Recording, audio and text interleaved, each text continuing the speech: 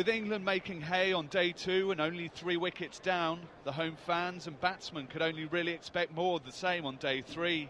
Maybe only the weather can contain England.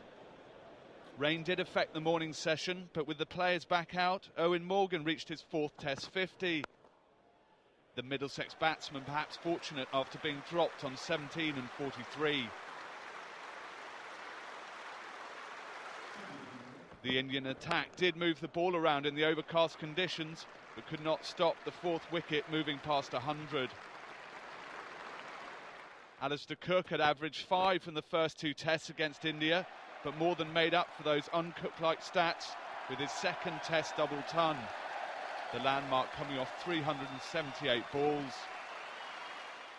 England then passed 500, but the 2 lefties hadn't exactly plundered the bowling in the morning.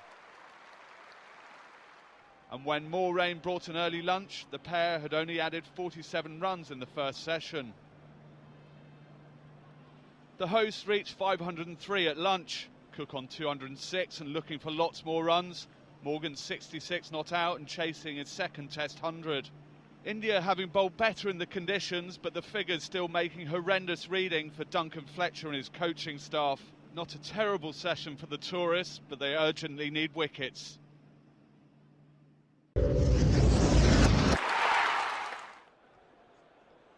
Cook and Morgan continue to push on after the lunch break. A watchful Morgan with the first boundary of the day. A delightful cover drive, adding more substance to the 4th wicket partnership. At 563 for 3, a strange twist as the players come off for bad light. India looking to take the new ball are denied by the umpires and lack of power for the floodlights. Dhoni and his men happy to take a break. When play resumes, Cook passes his highest Test match score of 235 and the partnership eases past the 200 mark. Eoin Morgan moves into 3 figures for the 2nd time in his Test career. The 24-year-old getting there with 10 fours and taking 188 balls.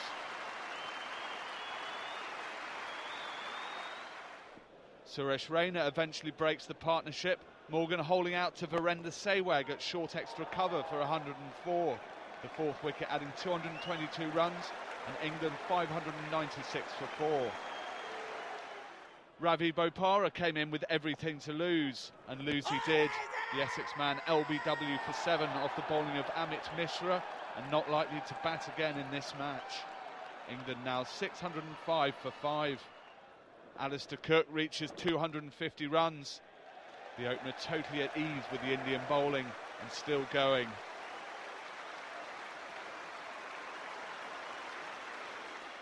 Matt Pryor comes in to play shots and extend the lead, but is Mishra's 3rd victim, well caught by a scampering Sachin Tendulkar for 5. England go past the previous highest Test total at Edgbaston of 633, set by themselves in 1979, and reach tea on 646 for 6, 422 runs ahead, Cook 266 and Tim Bresnan 19. India take the new ball after tea, but it doesn't have the desired effect as England move to 650 and India skipper Dhoni takes a nasty knock on the finger. The hosts then go past their highest ever Test score against India of 653. Cook and Bresnan adding 50 for the 7th wicket and England totally dominant. Records continue to tumble. 661 for 6 being England's 3rd highest Test total of all time and climbing.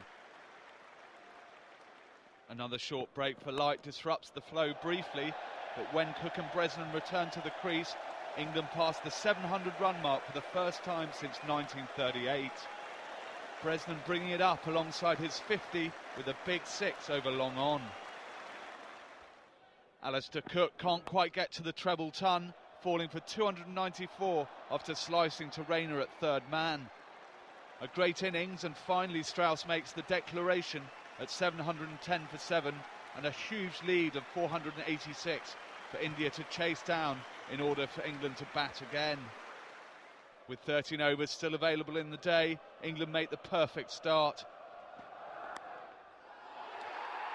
Sehwag driving at Anderson and nicely pouched by Strauss.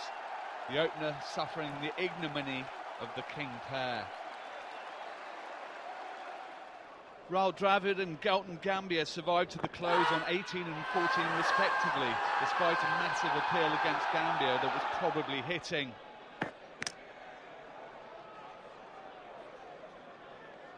India 35 for 1 and still trailing by 451 runs. So another dominant day for England, likely needing just 9 wickets to become the best test team in the world.